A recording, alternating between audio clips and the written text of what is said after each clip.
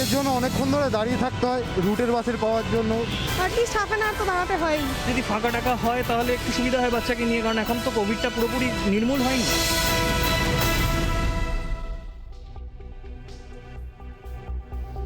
রাজ্যে বাড়ছে করোনার প্রকোপ। ইতিমধ্যে ধীরে ধীরে প্রায় স্বাভাবিক জীবনযাত্রা। খুলছে স্কুল, চলছে লোকাল ট্রেন, রুটি রুজির টানে রাস্তায় বেরোতে হচ্ছে সাধারণ মানুষকে। কিন্তু বাস সমস্যার সমাধান হয়নি। উল্টে রিপাবলিকের হাতে আসা তথ্যে রীতিমতো চক্ষু চড়ক গাছ হওয়ার জোগাড়। রাস্তায় বেরিয়ে বাসের জন্য ঘন্টার পর ঘন্টা অপেক্ষা করেও অনেক সময় মেলে না বাস। যদিও বা মেলে, তাতেও বাদুড় ঝোলা ভিড়। কি ভাবছেন এটাই আপনার ভবিতব্য? একদমই নয়। আপনার করের টাকায় বহু বাস কেনা হয়েছিল, কিন্তু সেই বাস এখন কোথায় জানেন? না জানলে দেখুন, শয়ে শয়ে বাস পড়ে সরকারি ডিপোতে। না, কোনোটি পুরনো বাস নয়, সবকটি নতুন বাস। কোনোটি বাংলাশ্রী প্রকল্পের, কোনোটি আবার সৌহার্দ্য পরিষেবার। এসি ভলভো বাসও দিন দিন কমছে শহরের রাস্তায়। তাহলে বুঝতে দেরি হওয়ার কথা নয় যে জেলার রাস্তায় বাস পরিষেবাটা ঠিক কেমন হতে পারে। জ্বালানির দাম কিছুটা কমেছে, কিন্তু তাতেও বাসের সংখ্যায় কোনো হেরফের হয়নি। রাজ্যই যদি পক্ষান্তরে বলে যে জ্বালানির দামের জন্য রাস্তায় সরকারি বাসের সংখ্যা কম, তাহলে বেসরকারি বাস মালিকদের পক্ষে ভর্তুকি দিয়ে রাস্তায় বাস নামানো সম্ভব কি? অথচ মুখ্যমন্ত্রী বারবার বলছেন বাস ভাড়া বাড়ানো যাবে না, এমনকি বেসরকারি বাস রাস্তায় নামাতেই হবে। এই পরিস্থিতিতে আতান্তরে কারা? সাধারণ মানুষ। রাজ্যের এ প্রান্ত থেকে অন্য প্রান্তে যেতে ট্রেনের পাশাপাশি বহু মানুষ বেছে নেন বাস পরিষেবাকে। কিন্তু বাস পরিষেবার এই বেহাল পরিস্থিতি নিয়ে কোনো উদ্যোগই নেই। আছে শুধুই নির্দেশ। আর রাস্তায় রাস্তায় মানুষের দুর্ভোগ সেই তিমিরেই। কিছু প্রশ্নের উত্তর কিছুতেই মিলছে না। সরকারি টাকায় কেনা বাস কেন দীর্ঘদিন ধরে পড়ে ডিপোতে? কেন মানুষের করের টাকায় কেনা বাসগুলি পড়ে থেকে নষ্ট হচ্ছে? উত্তর নেই, আছে সাফাই। তবে একটা বিষয় পরিষ্কার, পরিকল্পনার অভাব, অথবা মানুষের সমস্যা নিয়ে ভাবছেই না সরকার। মানুষের প্রশ্নের উত্তর কি পাওয়া যাবে সরকারি কর্মীদের মুখ থেকে? করোনা আবহে যে রাস্তার ছবি আমরা দেখতে পাচ্ছি, তাতে বাস নেই। বেসরকারি বাসও রাস্তাতে অনেকাংশে কম। আম জনতা রীতিমতো হয়রান হচ্ছেন। মুখ্যমন্ত্রী বলছে যে বাস লাগবেই, নামাতেই হবে। এদিকে সরকারি ডিপোতে পড়ে পড়ে নষ্ট হচ্ছে শয়ে শয়ে বাস। দেখুন পুরো ছবিটা ঠিক কি।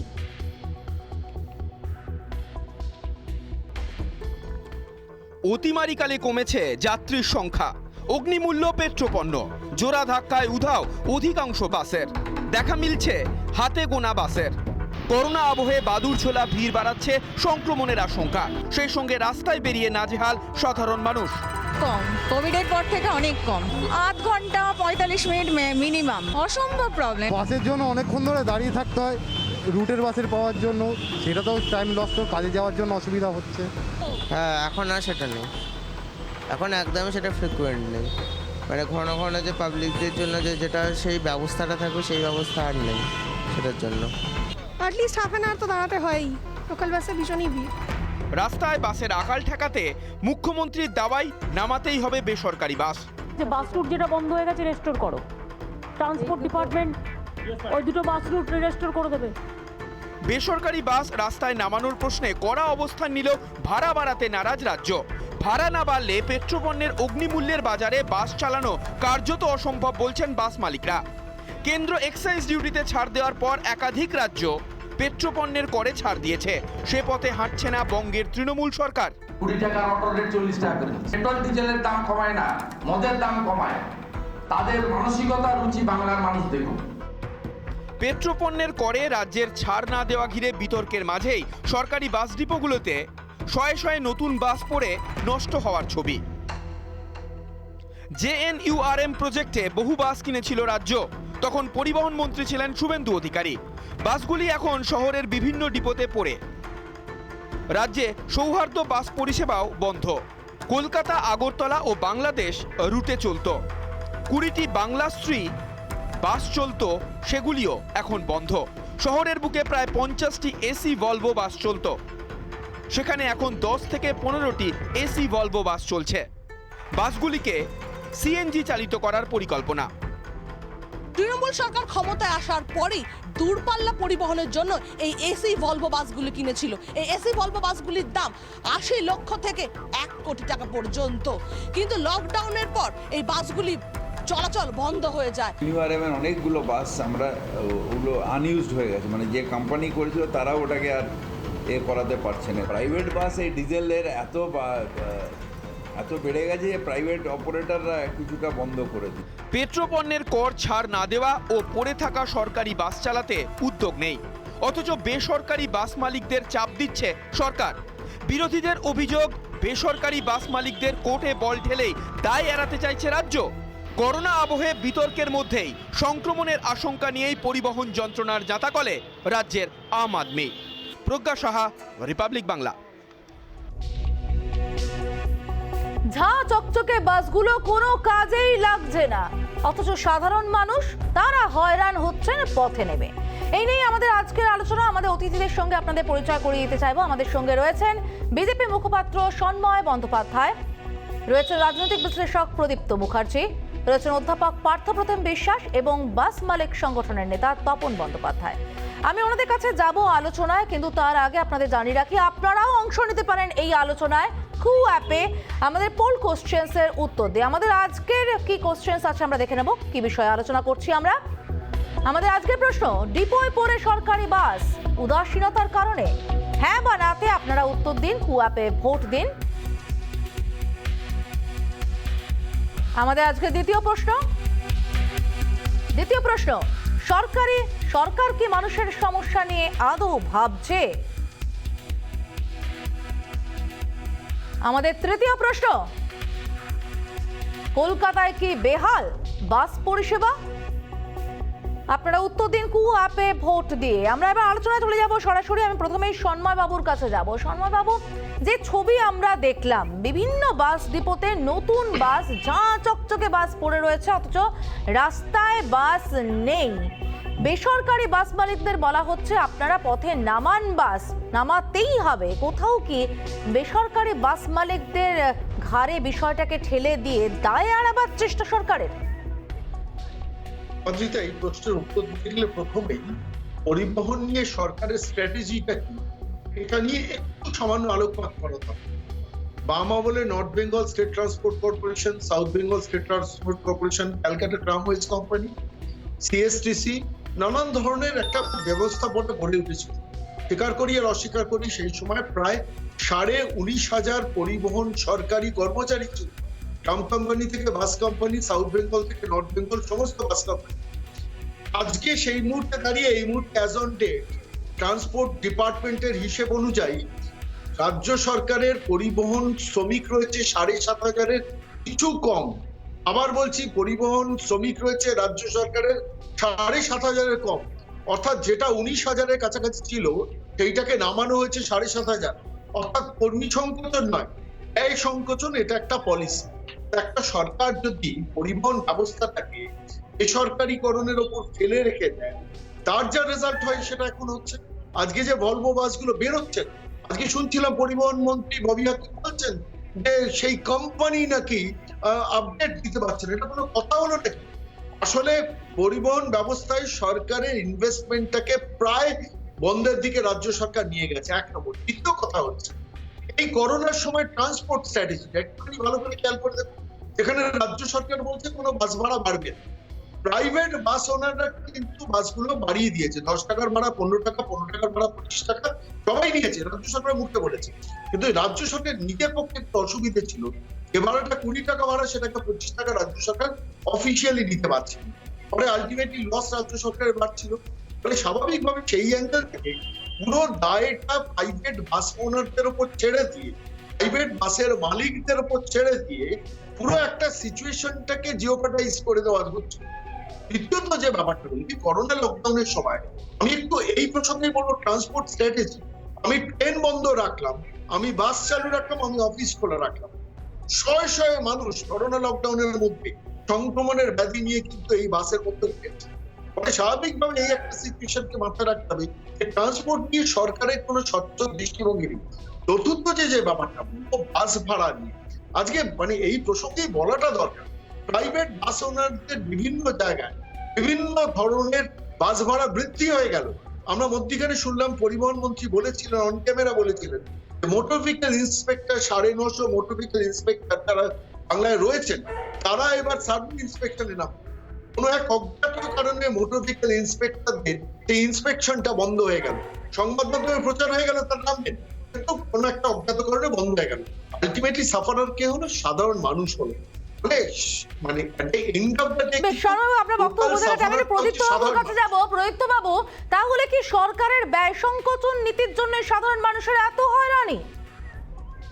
না, আমি এটা মনে করি না। আমি ঠিক উল্টো দিক থেকে আরো কিছু তথ্য, সন্ময়বাবু ভীষণ তথ্য সমৃদ্ধ আলোচনা করেন, আমি আরো কিছু তথ্য ওনার কাছ থেকে উঠতে জানতে চাই। যে 2000 উনি যখন ওই 19,000 সাড়ে 19,000 বা 9,500 যে ব্যবধানটা বা 7,500 যে ব্যবধানটা বলছিলেন, সেই কনটেক্সটে যদি উনি আমাদের আর একটুখানি জানাতে পারেন যে যেহেতু শুভেন্দু অধিকারী এখন বিজেপিতে রয়েছেন, উনি 2020 সালেও ট্রান্সপোর্ট মিনিস্টার ছিলেন, ফলে তথ্য নিশ্চয়ই ওনার কাছ থেকে সন্ময়বাবুর পেতে আরো সুবিধা হবে যে 2011 সালের সময় কটা সরকারি বাস চলতো আর 2020 সালে লকডাউনের সময় থেকে শুভেন্দু অধিকারী যতদিন ছিলেন ততদিন কটা সরকারি বাস চলেছে, এটা একটা তথ্য যদি আমরা পেতাম খুব ভালো হতো। আর সেই কনটেক্সটে যদি আজকে আমরা এই তথ্যটা পেতাম যে ঠিক কটা সরকারি বাস এই সামগ্রিকভাবে কলকাতা এবং তৎসংলগ্ন এলাকায় চলছে, তাহলে ভালো হতো। কিন্তু প্রবলেম একটা জায়গায় অস্বীকার করার কোনো উপায় নেই, যে জ্বালানির একটা যে সমস্যা সেটা কিন্তু কোনোভাবে অস্বীকার আমি করছি না। একই সঙ্গে আমি যেটা বলছি যে এই যে ভলভো বাসগুলো দাঁড়িয়ে রয়েছে, এই দাঁড়ানোর এক্স্যাক্ট কারণটা কিন্তু সরকারি আধিকারিকদের কাছ থেকে জানা ভীষণ জরুরি, ভীষণভাবে জরুরি। মানে কেন দাঁড়িয়ে রয়েছে এই বাসগুলো? কিছুদিন আগে আমাদের ট্রান্সপোর্ট মিনিস্টার জানিয়েছেন যে এখানে সিএনজি ট্রান্সফরমেশনের জন্য একটা জায়গা রয়েছে। এছাড়াও সরকার কিন্তু 15,000 টাকা করে একটা নির্দিষ্ট জায়গায়, অর্থাৎ বেসরকারি মালিকদের উপর যে চাপের কথা বলছেন, তাদের চাপ লাঘবের জন্য 15,000 টাকা করে একটা একটা ব্যবস্থাপনা করেছিল রাজ্য সরকার। এই জায়গাগুলো কিন্তু অস্বীকার করার জায়গা নেই। কিন্তু একই সঙ্গে আমাকে মাথায় রাখতে হবে যে করোনার আগে 2020 সালের মার্চ মাসের সময় থেকে এই সময়ের যে তুলনা, সেই তুলনাটা না করতে পারলে কিন্তু আমি বুঝতে পারবো না যে ঠিক কটা বাস সেই সময়ে চলছিল বা বর্তমানে কটা বাস চলছে। আর এই ইন্সপেক্টরের কথা বলতে গিয়ে আমার খুব অবাক লাগলো একটা কারণে, কারণ গত 2 সপ্তাহ আগে আমি অনেক সময় বাসে ট্রামে চলাচল করি, তো আমি যখন নামছিলাম আমি কিন্তু আমার টিকিট চেকিং হয়েছে, আমি দেখেছি। মানে এটা আমার সঙ্গে হয়েছে, আমি জানি না অন্য কারোর সঙ্গে হয়েছে কিনা, তাও আমি আপনাকে বলে দিলাম বেলগড়িয়া এক্সপ্রেস ওয়েতে হয়েছে। ফলে স্বাভাবিকভাবেই কিছু তথ্য আমরা হয়তো খবরের কাগজের মাধ্যমে জানতে পারি, বাস্তবে আমরা বাসে ট্রামে কম চলি বলে অনেকে জানতে পারি না। কিন্তু যেহেতু আমি ডেলি প্যাসেঞ্জার, আমার কাছে কিন্তু এটা একটা অভিজ্ঞতা যে আমি পেয়েছি। কিন্তু একই সঙ্গে আমাকে এই কথাটাও বলা দরকার যে বাসের সংখ্যা বাড়ানো যেমন প্রয়োজনীয়তা রয়েছে, তেমনি পেট্রোপণ্যের দামের কিন্তু একটা নির্দিষ্ট সুরাহা করার দরকার আছে। নির্দিষ্ট সুরাহা এই কারণে বলছি, কারণ ডিজেলের দাম এই সরকার বাড়িয়েছে, এই সরকার ডিরেগুলারাইজেশন করেছে ডিজেলের দাম, এই সরকার মানে কেন্দ্রীয় সরকার। পেট্রোলের দাম আগের সরকার করেছিল, ডিজেলের দাম এই সরকার করেছে। 1 2 নম্বর হচ্ছে 3 মাস ব্যাপী একটা 3 মাসের ব্যবধানে একটা ক্যাপিং ছিল, যে ক্যাপিংটার কনটেক্সটে 3 মাস অন্তর অন্তর দাম বাড়তো। এই সরকার অর্থাৎ 2014 সালে যে নতুন সরকার এসছে, সেই সরকার এসে কিন্তু পেট্রোল ডিজেলের যে ক্যাপিংটা 3 মাসের ছিল, সেই 3 মাসের ক্যাপিংটা তুলে দিয়েছে। তার ফলে ডেলি দামটা বাড়ছে বা ডেলি দামটা কিছু ক্ষেত্রে মানে 100 বার যদি দাম বাড়ছে তো 10 বার দামটা কমেছে। ফলে এই ডেলি ব্যাপারটা কিন্তু হয়েছে একটা বিশ্ব বাণিজ্য কনটেক্সট করে। তাহলে আমাকে বুঝতে হবে যে আমি আপাতভাবে চর্চা করব না, আমি দীর্ঘসূত্রতার কথা চর্চা করব। যেভাবে সন্ময়বাবু বললেন যে নীতিগত একটা সমস্যা রয়েছে রাজ্য সরকারের, ঠিক সেভাবেই একটা নীতিগত সমস্যা রয়েছে পেট্রোপণ্য বা জ্বালানির দামের কনটেক্সটে, যেখানে আমরা খুব পরিষ্কারভাবে দেখতে পাচ্ছি যে 2020 সালের ভাবনা কিভাবে 2030 সালে নিয়ে যাব। আমরা যেটা দেখতে পাচ্ছি যে ইলেকট্রিক গেজেটে ইলেকট্রিক কারের কনটেক্সটে। আপনার কথার উত্তর দিতে সন্ময়বাবু বলুন। একটা তথ্য প্রদীপবাবুকে দিয়ে দিই, রাজ্য সরকারের হাতে বাস আছে 4,500 সামথিং। আমি লাস্ট যা রিপোর্টটা কালেক্ট করেছিলাম, সেটাও এই করোনা কালে 2,300-400 বেশি বাস, সরকারি বাস ট্রান্সপোর্ট থেকে বেরোচ্ছিল না, ডিপো থেকে বেরোচ্ছিল না। আমার প্রশ্নটা হচ্ছে একটা খুব পরিষ্কার, আমি প্রাইভেট বাস ওনারদের বাধ্য করছি বাস বার করতে, তা নাহলে তাদের শাস্তির মুখে ফেলবো, অথচ সরকারি বাসগুলো বিপদে ফেলে রাখবো কেন? ভাই, এই প্রশ্নটা কিন্তু আমিও উত্তর খুঁজছি, এবং এটার উত্তর একটাই, কর্মী সংকোচন একদিকে যেমন, ব্যয় সংকোচন আরেকটা দিক, সমস্ত বোঝাটা প্রাইভেট বাস মালিকদের উপর চাপিয়ে দিয়ে মানুষকে বিপদে রাখে। আমি তপন বাবুর কাছে চলে যাবো এখান থেকে। তপন বাবু বাস মালিক সংগঠনের নেতা, তপন বাবুর কাছ থেকে জেনে নিতে চাইবো, জ্বালানির সমস্যা রয়েছে, এটা খুব সত্যি কথা, জ্বালানির দাম যে হারে বেড়েছে বাস মালিকরা বাস ভাড়া বাড়াতে পারছেন না, সমস্যা একটা রয়েছে, কিন্তু কোথাও যে ছবিটা আমরা দেখছি একের পর এক ঝাঁ চকচকে বাস সেগুলো পড়ে রয়েছে, পথে নামানো হচ্ছে না, ব্যয় সংকোচনের কারণে কি এই পরিস্থিতি তৈরি হচ্ছে? সাধারণ মানুষ তো আখেরে অত্যন্ত হয়রানির শিকার হচ্ছেন। বিষয়টা হচ্ছে 2021 থেকে না, সার্বিকভাবে পশ্চিমবাংলায় বেসরকারি পরিবহনটা মুখ থুবড়ে পড়েছে গত 2018 থেকে। তারপরে 2020-তে কোভিড-19 দেশ জুড়ে শুরু হলো, এখনো সেই কোভিড-19 বিধি মেনে সমস্ত পরিবহনকে চলতে হচ্ছে। ডিজেল, পাশাপাশি ডিজেলের মূল্য বৃদ্ধি অস্বাভাবিকভাবে যেভাবে ভাবা যায় না, এবং এই দুটো চাপে বেসরকারি পরিবহনটা মুখ থুবড়ে পড়ে গেছে। সুতরাং এর ফলে যাত্রীদের যেমন অসুবিধা হচ্ছে একদিকে, আর একদিকে যারা পরিবহন শিল্পের সঙ্গে আছে তারা হারিয়ে যাচ্ছে। এবং রাজ্য সরকার এবং কেন্দ্রীয় সরকারকে উভয়কেই সঠিকভাবে ভাবতে হবে, ভাবনার পরিবর্তন নিয়ে আসতে হবে। আজকে যেখানে ভাবনার পরিবর্তন যদি না নিয়ে আসা যায়, তার যাত্রীদেরকে এইভাবেই দুর্ভোগে পড়তে হবে এবং একটা শিল্প ধ্বংস হয়ে যাবে। আমার তো মনে হচ্ছে, আমি যতটুকু জানি দীর্ঘদিন ধরে এই পরিস্থিতির সম্মুখীন 1975 সাল থেকে কোনোদিন হতে হয়নি, যেটা 2020 থেকে আজকে হতে হচ্ছে। আজকে বেসরকারি পরিবহনটা কমাই চলে গেছে, রাজ্য সরকারের আজকে হাজার গাড়ি তারা ডিপোতে রেখে দিয়েছে, চালাতে পারছে না। কারণ কি? কারণ তো হচ্ছে একটাই, একদিকে ডিজেলের মূল্য বৃদ্ধি আর রাজ্য সরকার ভাড়া বৃদ্ধি করবে না। এবং এই রাজনৈতিক তরজার মধ্যে কেন বেসরকারি পরিবহন যাবে? রাজনৈতিক তরজাটাকে বাদ দিয়ে পরিবহনটাকে সচল রাখতে হবে। আজকে পরিবহন যদি সচল না থাকে, মানুষ কি করে চলাফেরা করবে, ছেলে মেয়েরা কি করে স্কুলে যাবে? এবং এইগুলোকে সরকারকে ভাবতে হবে। ভাড়া বৃদ্ধিটা কেন হবে না? পার্শ্ববর্তী রাষ্ট্র বাংলাদেশ গত দুদিন আগে 30% ভাড়া বাড়িয়ে দিয়েছে। ভারতবর্ষের সমস্ত রাজ্যের আজকে ভাড়া বেড়ে গেছে, এক্সেপ্ট বেঙ্গল। কেন? একমাত্র এখানে কি রাজনৈতিক সিদ্ধান্তে ভাড়া বৃদ্ধি হবে? গাড়ি তো জলে চলে না, গাড়ি চলে ডিজেল, 90 টাকা ডিজেলের লিটার। তার উপরে বিভিন্ন জেলাতে টোল ট্যাক্স যা ছিল 2017-18-তে, এখন সেটা বেড়ে 3 গুণ 4 গুণ হয়ে গেছে। এই সার্বিক বিষয়গুলোকে সরকারকে ভাবতে হবে। আমি পার্থপ্রতিম বাবু, সত্যি তো বাস তো আর জলে চলবে না, সাধারণ মানুষের হয়রানি ছবি আমরা দেখছি, পথটা কি? না দেখুন সমাদৃতা, প্রথম হচ্ছে যে আমার নিজের মনে হচ্ছে এন্টায়ার কোভিড কাল জুড়ে সরকার যে ফ্রন্টে সবচেয়ে বেশি অরক্ষিত ছিল এবং উদাসীন ছিল এবং অপরিকল্পিতভাবে চলার চেষ্টা করেছে, সেটা কেন্দ্র এবং রাজ্য উভয় ক্ষেত্রে, সেটা হচ্ছে মাস ট্রান্সপোর্টেশন, গণপরিবহন। এবং এই কারণের জন্যই এই রাজ্যে লোকাল ট্রেন ছাড়তে এত দেরি হয়েছে, এই রাজ্যের জন্যই আমাদের এখানে প্রত্যেক দিন বাসের সংখ্যা কমে যাচ্ছে, বাস ভাড়া কি হবে এই নিয়ে বিতর্ক রোজ বাড়ছে। অথচ আমরা দেখতে পাচ্ছি এই সিচুয়েশনে এই মাস ট্রান্সপোর্টের ইস্যুটা সবচেয়ে বড় ইস্যু ছিল, যেখানে লোকের কাজ চলে যাচ্ছে, মাইনে অর্ধেক হয়ে যাচ্ছে, অথচ খরচ বাড়ছে ডাবল। স্কুল কলেজ ইউনিভার্সিটি খুলছে, তাদের আসা যাওয়া নিরাপদে, এইগুলোকে যদি এনশিওর করতে হয় তাহলে এই বাস বা লোকাল ট্রেন এই ধরনের গণ ট্রান্সপোর্টের কোনো বিকল্প নেই। অথচ এই জায়গাটাতেই সবচেয়ে আমরা অরক্ষিত এবং সরকার উদাসীন। আমি এই কারণের জন্য বলছি, 3টি পয়েন্ট বলবো আপনাকে।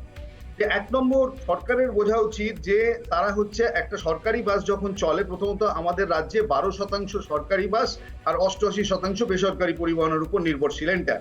ফলে আপনাকে বুঝতে হবে এই 12% সরকারি পরিবহন যেটা সরকার চালায়, সেখানে সরকার নিজের রাজকোষ থেকে মাইনে দেয়, ড্রাইভার, কন্ডাক্টর, বাসের লোন শোধ করে বা বাস কেনে তার টাকা, কিন্তু বেসরকারি ক্ষেত্রে পুরো সিচুয়েশনটা আলাদা। ফলে এতৎসত্ত্বেও সরকার যদি নিজে চালাতে না পারে ডিজেলের দাম বাড়ার কারণের জন্য, তাহলে ভাবা উচিত যে বেসরকারি সংস্থা, বেসরকারি পরিবহনের ক্ষেত্রে তাদের হাতে এমন কোনো জাদু নেই যে যারা হচ্ছে সরকারকে ছাপিয়ে গিয়ে ওই একই ফর্মুলায় হচ্ছে রোজ প্রচুর বাস নামাতে পারবে। ফলে দু নম্বর বিষয় হচ্ছে যে আমার নিজের মনে হচ্ছে যে জ্বালানি, যেটা নিয়ে সবচেয়ে বড় প্রশ্ন।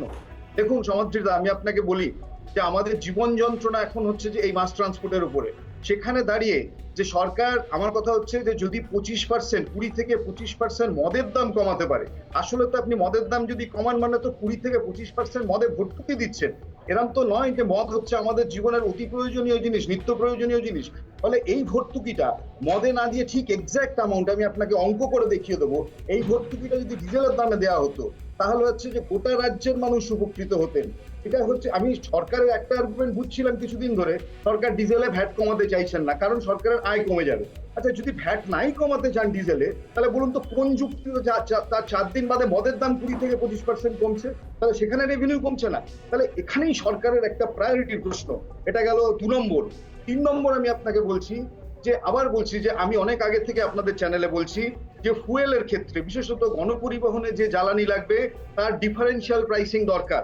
অর্থাৎ গণপরিবহনের জন্য যে ডিজেল, তার দামে ভর্তুকি দিতে পারে, ওয়্যারাজ আমার কথা হচ্ছে যে বিলাসবহুল গাড়ি যারা ডিজেলে চড়ে তার দরকার নেই। যেমন রান্নার গ্যাসের ক্ষেত্রে 2 ধরনের প্রাইসিং আছে, আমি বলছি ডিজেলের ক্ষেত্রেও আপনি 2 ধরনের প্রাইসিং করুন, যে মাস ট্রান্সপোর্ট এবং কার্গোর ক্ষেত্রে যেটা দরকার যে ডিজেল, সেই ডিজেল হচ্ছে যে ডিফারেন্সিয়াল প্রাইসিং এ যাবে এবং সেখানে দাঁড়িয়ে তার ভ্যাট কমবে, এবং সেই মেকানিজমটা সরকারকেই ভাবতে হবে এবং এটা করা অসম্ভব নয়। আমি বলছি যে এই ভাবনাগুলো যদি না ভাবেন এখন থেকে সরকার, তাহলে কিন্তু সমূহ বিপদ আমাদের সামনে। কারণ আমাদের এই জায়গাটাতেই যদি হয় যে সরকার সবই করছেন, দুয়ারে রেশন অবধি গতকাল করলেন, তাহলে দুয়ারে বাস চলতে পারছে না, তা যদি হয় তাহলে কিন্তু কোভিড কালে আমি বলছি যে আমাদের বিপদ আরো বেশি।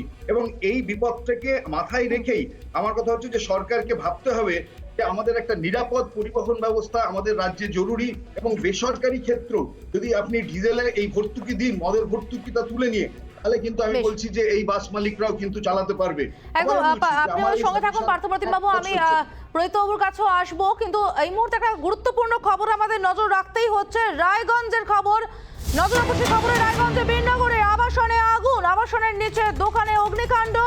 ঘটনাস্থলে দমকলে 2টি ইঞ্জিন গিয়ে পৌঁছেছে, বেশ কয়েকজন আটকে থাকার আশঙ্কা। দেখতে পাচ্ছেন দাউ দাউ করে কার্যত চলছে বীরনগরের আবাসনের নিচের দোকানে বিধ্বংসী আগুন। আবাসনের নিচেই ঠিক আগুন লেগেছে, আবাসনে বেশ অনেকে আটকে রয়েছে, দেখতে পাওয়া যাচ্ছে উপরে আলো জ্বলছে, সেখানে বাসিন্দারা রয়েছেন, আটকে রয়েছেন তারা। কি পরিস্থিতি জানবো আমাদের প্রতিনিধি তুষার বিশ্বাসের কাছ থেকে। তুষার, ঠিক কি পরিস্থিতি এখন? দেখো, তোমাকে প্রথমে জানিয়ে রাখবো, উত্তর দিনাজপুর জেলার রায়গঞ্জ শহরের যে বীরনগর যে এলাকা, সেই এলাকায় কিন্তু আজকে আগুন লেগে যায়। আগুন লেগে গোটা এলাকায় চাঞ্চল্য ছড়িয়ে পড়ে। ঘটনাস্থলে রায়গঞ্জ দমকল বাহিনীর 2টো ইঞ্জিন এসে পৌঁছায় এবং রায়গঞ্জ জেলা পুলিশের একাধিক পুলিশ অফিসাররা কিন্তু সেখানে আসে। প্রথমত আশঙ্কা করা হচ্ছিল যে ভিতরে কেউ কি আটকে থাকতে পারে, তা নিয়েও কিন্তু ফায়ার ব্রিগেড যে কর্মীরা বা দলবান কর্মীরা অতি সক্রিয়তার সঙ্গে কিন্তু গোটা এলাকাটা ঘিরে ফেলে এবং তারা কিন্তু গোটা এলাকাটা ঘিরে ভিতরে গিয়ে দেখে যে ওখানে এখনো পর্যন্ত কেউ আটকে আছে বা বেরিয়ে আছে। এখনো পর্যন্ত কিন্তু অনুমান যে ভিতরে কি কেউ আটকে থাকতে পারে, এই নিয়ে কিন্তু ধোঁয়াশা ছিল প্রথমত দমকল বাহিনীদের কাছে। তারপর এই এলাকায় কিন্তু পরিস্থিতি এখন নিয়ন্ত্রণের দিকে এসেছে অনেকটা। কিন্তু আরো একটু বলা যায় যে ওই এলাকায় যে বড়সড় ক্ষতি না হলেও লক্ষাধিক টাকার কিন্তু ক্ষতি হয়েছে। স্থানীয়রা যেটা জানাচ্ছে, শর্ট সার্কিটের ফলে কিন্তু এই ঘটনা ঘটতে পারে গোটা এলাকায়। ধন্যবাদ তুষার।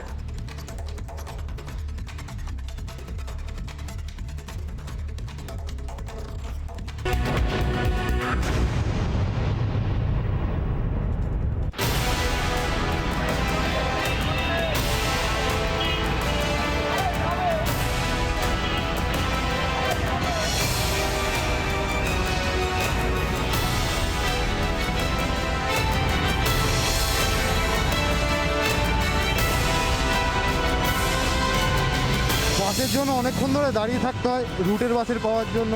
অ্যাটলিস্ট হাফ অ্যান আওয়ার তো দাঁড়াতে হয়। যদি ফাঁকা টাকা হয় তাহলে একটু সুবিধা হয় বাচ্চাকে নিয়ে, কারণ এখন তো কোভিডটা পুরোপুরি নির্মূল হয়নি।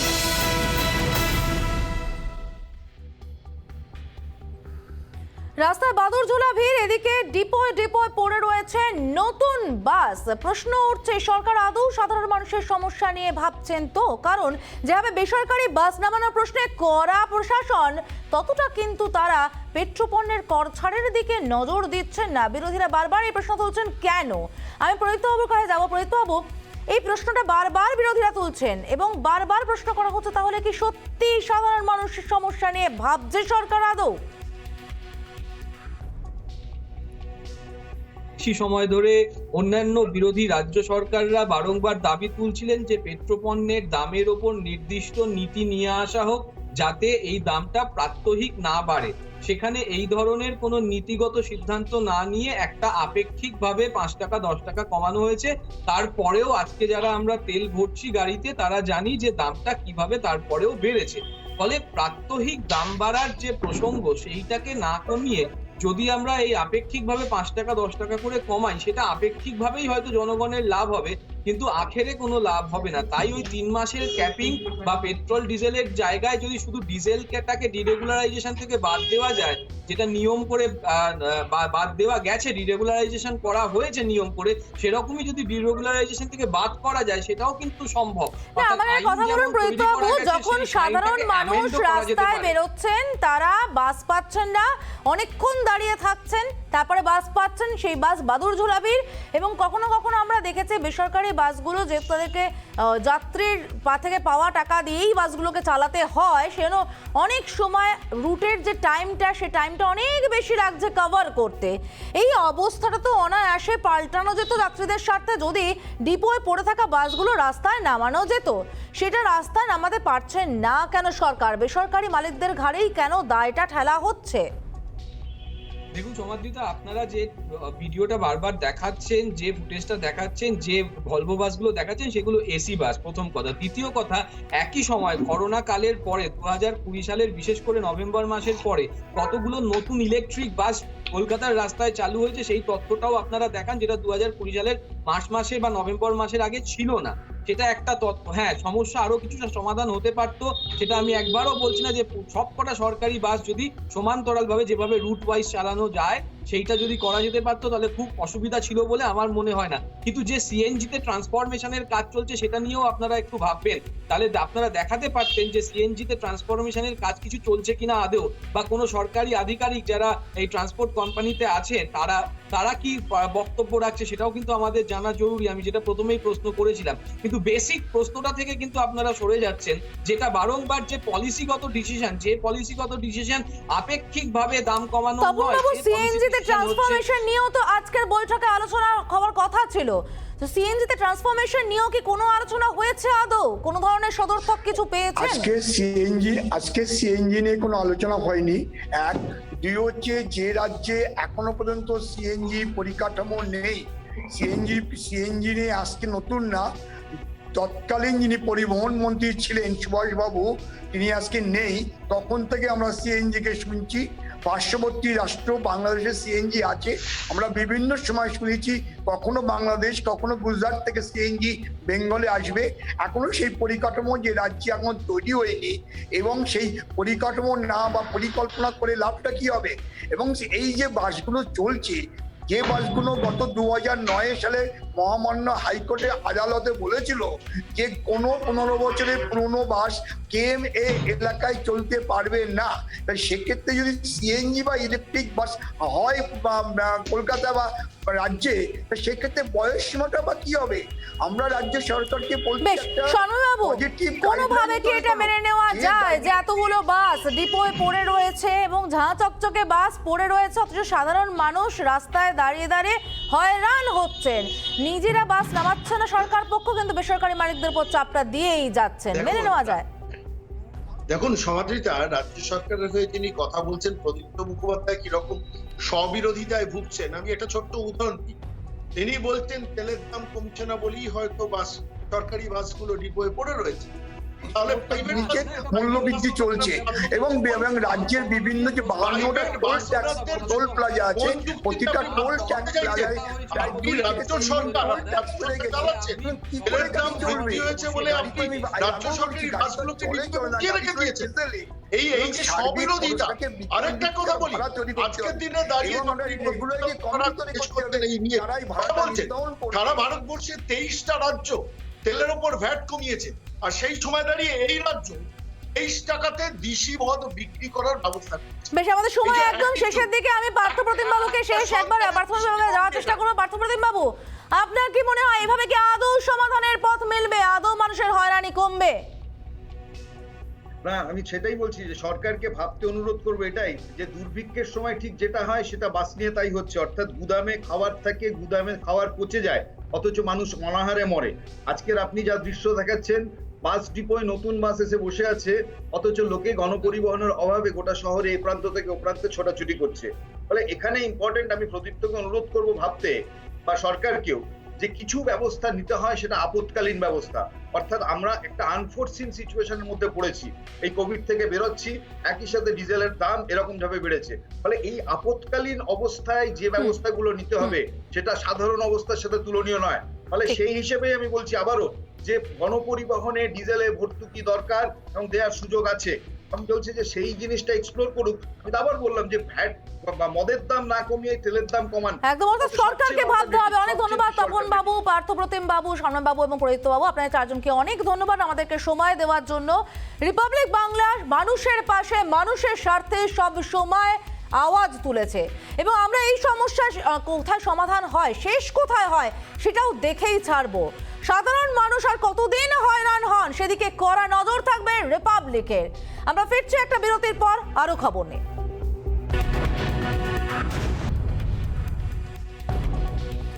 রাষ্ট্রসংঘের নিরাপত্তা কাউন্সিলের বৈঠক থেকে আরো একবার পাকিস্তানকে তোপ ভারতের। পাকিস্তানকে সন্ত্রাসবাদীদের স্বর্গরাজ্য বলে উল্লেখ করে ভারতের কড়া হুঁশিয়ারি, অবিলম্বে পাক অধিকৃত এলাকা মুক্ত করতে হবে। রাষ্ট্রসংঘের নিরাপত্তা কাউন্সিলে বক্তব্যের শুরু থেকেই পাকিস্তানের বিরুদ্ধে তোপ দাগেন রাষ্ট্রসংঘে ভারতের স্থায়ী মিশনের কাউন্সিলর কাজল ভাট। তিনি অভিযোগ করেন পাকিস্তান রাষ্ট্রসংঘে দেওয়া প্ল্যাটফর্মের অপব্যবহার করেছে। দিল্লির বিরুদ্ধে বিদ্বেষমূলক প্রচার চালাচ্ছে পাকিস্তান। রাষ্ট্রসংঘের নিরাপত্তা পরিষদের মঞ্চ থেকে ভারতের হুঁশিয়ারি, অবিলম্বে জম্মু ও কাশ্মীরের সমস্ত এলাকা খালি করতে হবে। কড়া বার্তা ভারতের, জম্মু কাশ্মীর এবং লাদাখ ভারতের অবিচ্ছেদ্য অংশ। পাকিস্তান বহু এলাকা অবৈধভাবে দখল করেছে। পাকিস্তানকে অবিলম্বে এলাকা খালি করতে হবে। কাজল ভাট বলার আগে বক্তব্য রাখেন পাক প্রতিনিধি। তার বক্তব্য শুনেই ক্ষুব্ধ ডক্টর ভাট তীব্র প্রতিক্রিয়া দেন। তিনি বলেন, এই প্রথমবার নয়, এর আগেও রাষ্ট্রসংঘে দেওয়া প্ল্যাটফর্মের অপব্যবহার করে ভারতের বিরুদ্ধে বিদ্বেষমূলক প্রচার করেছে পাকিস্তান। বলেন, পাকিস্তানি সন্ত্রাসবাদীরা অবাধ স্বাধীনতা উপভোগ করে। পাক নাগরিকেরা, বিশেষ করে সংখ্যালঘুরা অত্যন্ত দুরবস্থার মধ্যে আছেন। এইসব পরিস্থিতির দিক থেকে বিশ্বের নজর ঘোরাতেই বারবার ভারতকে আক্রমণের পথ খুঁজে নেয় পাকিস্তান। পাকিস্তানের বিরুদ্ধে সন্ত্রাসবাদীদের মদত দেওয়ার অভিযোগকেও আরও একবার তুলে ধরেন ডক্টর ভাট।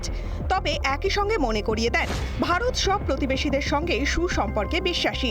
তবে সীমান্ত সন্ত্রাসে পাকিস্তান মদত দিলে পাল্টা করা প্রতিক্রিয়া জানাবে ভারতও। রিপাবলিক বাংলা।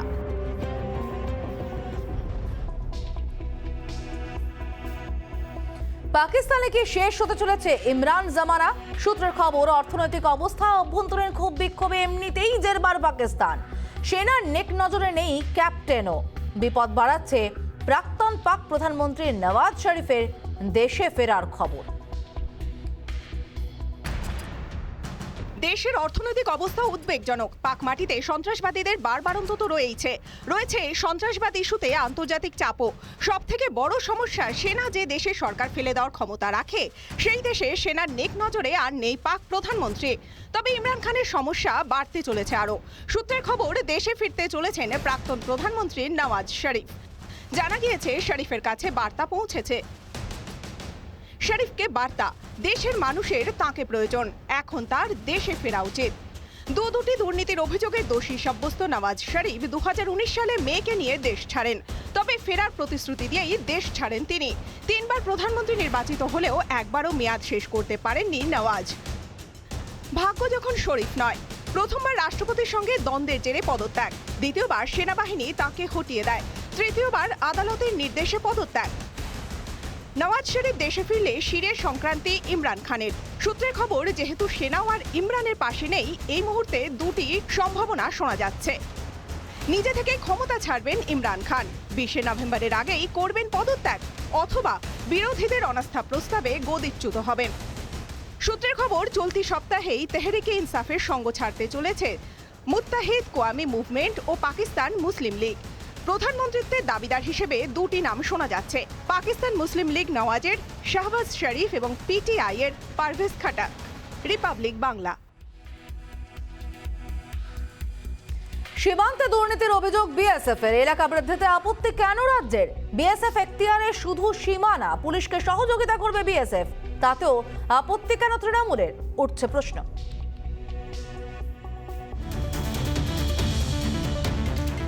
বিএসএফ এর এখতিয়ার বাড়ানোর ঘোষণা হওয়ার পর থেকেই শুরু হয়েছে বিতর্ক। বারবার কেন্দ্রীয় এই সিদ্ধান্তের বিরোধিতা করেছে রাজ্যের শাসক দল। কখনো বলা হয়েছে যুক্তরাষ্ট্রীয় কাঠামোয় আঘাত, কখনো বলা হয়েছে পিছনের দরজা দিয়ে রাজ্য দখলের চেষ্টা, কখনো আবার অপমানজনক ভাষায় সীমান্ত রক্ষীদের আক্রমণ করেছেন শাসক দলের বিধায়ক। অবশেষে বুধবার সাংবাদিকদের মুখোমুখি হয়ে নিজেদের অবস্থান স্পষ্ট করল সীমান্ত রক্ষী বাহিনী। কোনো নির্দিষ্ট অভিযোগ পেলে কড়া ব্যবস্থা নেওয়া হবে, তবে তা পুলিশের সঙ্গে সমন্বয় রেখেই, সাফ জানালেন বিএসএফ এর ADG YB Khurania. Only say in my official capacity, I have nothing to do with political allegations from this side or that side. BSF এর এখতিয়ার বাড়ানোর বিরোধিতার নেপথ্যে কিছু উদ্দেশ্য প্রণোদিত ইন্ধন আছে বলেও এদিন স্পষ্ট করেন বিএসএফ এর এডিজি। কোনো স্পষ্ট অভিযোগ পেলে সেগুলি নিয়েও পদক্ষেপ করা হবে জানিয়েছেন তিনি। As I said earlier, we take every allegation very seriously. There is a laid out SOP on how the various allegations, complaints will be dealt with, and that process is followed. And let me make it very clear also, there are vested interests also who will like for their various activities that they indulge at the immoral activities that they indulge at the border, in various trans-border crimes that they indulge in, to make allegation against the security force. And we do receive such allegations and complaints. But as I said earlier, each and every complaint or allegation that is received is properly inquired into and actions are taken depending upon the outcome of the inquiry. BSF এর এই বক্তব্যকে সমর্থন করেছেন BJP কেন্দ্রীয় সহসভাপতি দিলীপ ঘোষও। একজন দুজন আছেন যাদের বিএসএফ এর জন্য হয়তো বিজনেস খারাপ হয়ে যাচ্ছে, ভোটার আসতে পারছে না, যেতে পারছে না। ওখানে যে অনৈতিক দেশবিরোধী কাজ হয়, যারা তার সঙ্গে যুক্ত আছেন তাদেরই কষ্ট হচ্ছে, তারা এই ধরনের কথাবার্তা বলছেন। কোনো একজন জনপ্রতিনিধি, একজন নেতা, রেসপন্সিবল ব্যক্তি সমাজের জন্য, তার এই ধরনের কথা বলাটা খুবই দুর্ভাগ্যজনক। নিশ্চয়ই কিছু না কিছু স্বার্থ আছে, নাহলে এই ধরনের যারা দেশের অতন্দ্র প্রহরী, যাদের জেগে থাকার উপরে আমাদের ঘুমানোটা নির্ভর করে, সেই মানুষগুলোকে বিনা কারণে অপমান করছেন কেন? বিএসএফ এর এখতিয়ার বৃদ্ধির বিরোধিতায় অনড় রাজ্য সরকারও। শীঘ্রই এ বিষয়ে প্রধানমন্ত্রীকে চিঠি দেওয়া হবে বলে জানিয়েছেন পরিষদীয় মন্ত্রী পার্থ চট্টোপাধ্যায়। যদি কোনো পরিবর্তন নাই হয়ে থাকে তাহলে 15 থেকে 50 করবার দরকার হলো কেন? যারা 15তেই অসফল বলে মনে করছেন তারা 50-এ সফল হবেন, এ ধারণাটা তো ভুল। আমি আবার বলছি, পিছনের দরজা দিয়ে রাজনৈতিক পতাকা ওড়ানোর এবং রাজ্য পুলিশের, দক্ষ রাজ্য পুলিশের ক্ষমতা খর্ব করার এবং অ্যাডমিনিস্ট্রেটিভ ডিউটি তাকে লঙ্ঘন করবার চেষ্টা আছে। প্রয়োজনে করা ব্যবস্থা, তবে তা কখনো পুলিশকে এড়িয়ে নয়। তদন্ত করবে পুলিশে, বদলাচ্ছে না কোনো নিয়ম। প্রশ্ন উঠছে, এর পরেও কেন বিএসএফ এর এখতিয়ার বৃদ্ধির বিরোধিতা? এর পরেও কেন বারবার কদর্য আক্রমণ? দেশের রক্ষীদের ওপর কেন রাগ রাজনীতিকদের একাংশের? নেপথ্যে কি উদ্দেশ্য? এই প্রশ্নই উঠছে। রিপাবলিক বাংলা।